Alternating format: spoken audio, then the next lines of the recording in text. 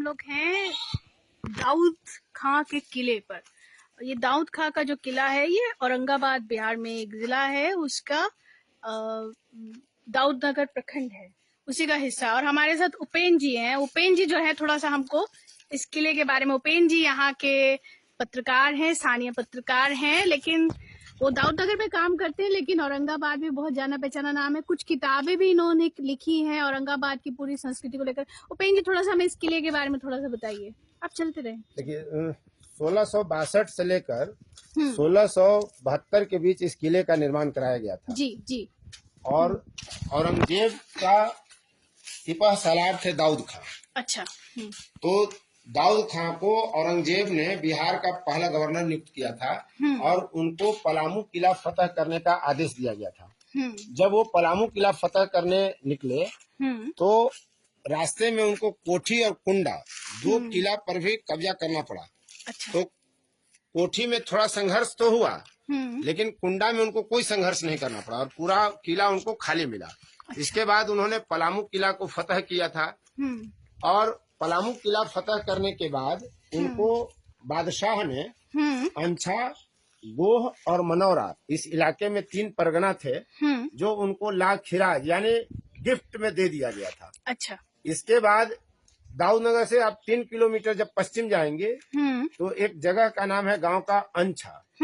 तो उस समय मुगल काल से ही एक कहावत चली आ रही थी कि अंछा पार जब गए भदोही तब जानो घर आए बटोही।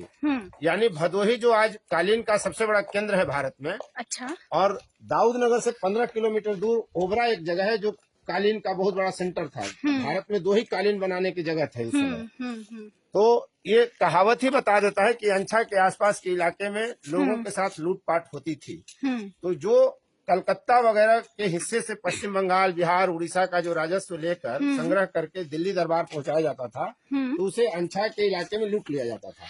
इस लूटपाट की घटना पर नियंत्रण करने के लिए अंछा, मनौरा और गोह 3 परगना उनको भेंट किया गया कि इसको तुम नियंत्रित करो। और दाऊद खां ने यहाँ किलेबंदी की।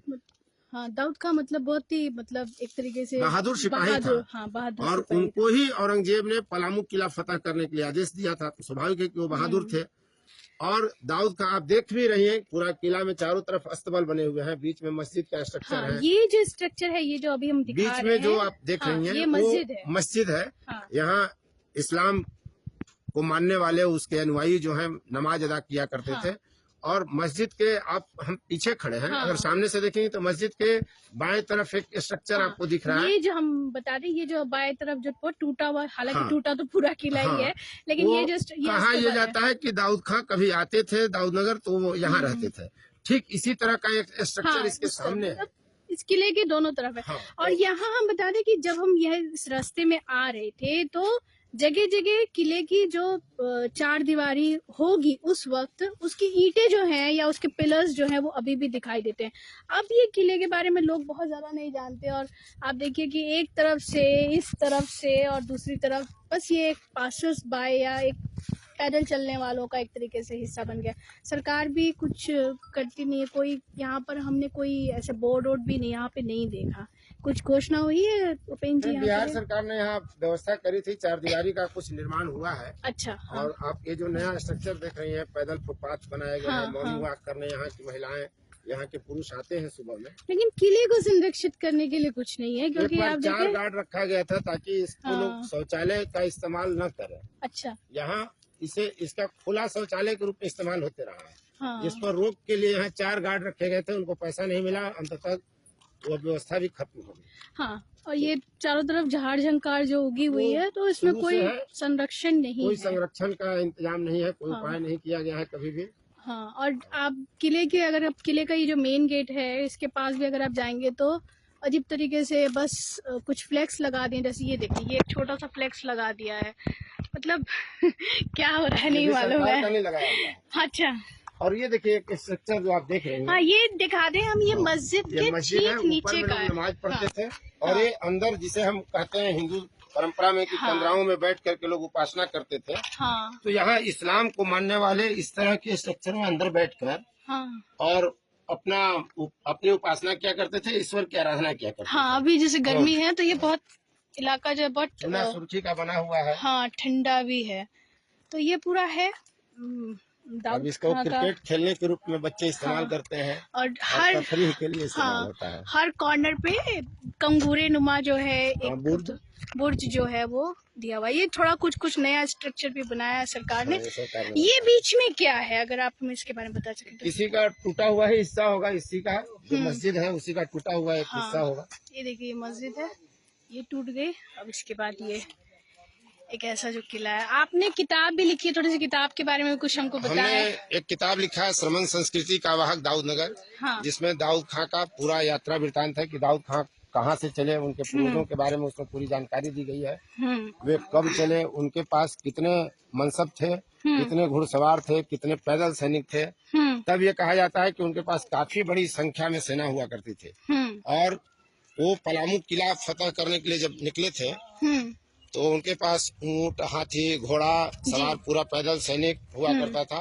और वहाँ उन्होंने राजा के सामने शर्तें भी रखी थी कि तुम इस्लाम कबूल कर लो तो हम हमला नहीं करेंगे। जिस पर मेदिनी राय उस समय का तत्कालीन राजा थे पलामू के, उन्होंने इससे परहेज किया, माना नहीं, और नतीजा वहाँ पर फिर हमला हुआ। पलामू किला भी इसी का है। कहा यह जाता है कि फिर यहाँ से दाऊद खां रोहतास किला पर भी आक्रमण करने गए थे। अच्छा। जो रोहतास जिला में है, शाहाबाद क्षेत्र में। तो वहाँ जब वो गए थे हमला करने, तो वो रोहतास किला चढ़ नहीं सके थे, उनकी उम्र काफी हो गई थी तब। और रोहतास किला के नीचे अकबरपुर एक जगह है, वहीं पे उनका कब्र है। अकबरपुर हम अपने लोगों को बता रहे कि अकबरपुर जो है, अकबरपुर बाजार से ही आप रोहतास किला जा सकते हैं। और रोहतास किला का जाने का जो जगह है वो बहुत ही मुश्किल जगह है, मतलब वो पहाड़ी पर है, इस वजह से ज्यादातर लोग नहीं जा पाते। हालांकि वहाँ के लिए कहा जा रहा है कि अगले साल तक वहाँ रोपवे शुरू हो जाएगा। तो ये आप लोग इस किले के बारे में कुछ जानते हैं? अच्छा, आप लोग नए? हाँ, सब बूढ़ा लोग बता सकता है। अच्छा, चलिए। तो उपेंद्र जी बूढ़े हैं, ये घोषित हो चुका है।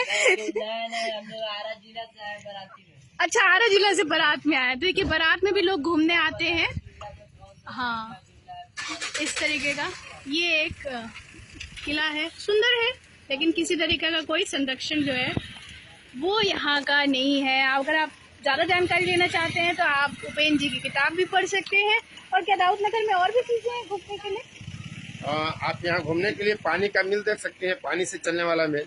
अच्छा, पानी से चलने वाला मिल, जो हिमाचल या पहाड़ी इलाकों में भी बहुत सारे ऐसे मिल होते हैं। उस तरह के स्ट्रक्चर में शायद अब नहीं मिलते हैं, शायद। मतलब पूरा तेल मिल जो है वो पानी से चलता है। अच्छा, ठीक है। लेकिन शर्त यही है कि नहर में पानी हो। हाँ, अच्छा, ठीक है जी। तो ये शुक्रिया आप सभी का, और शुक्रिया उपेंद्र जी का भी। नमस्ते।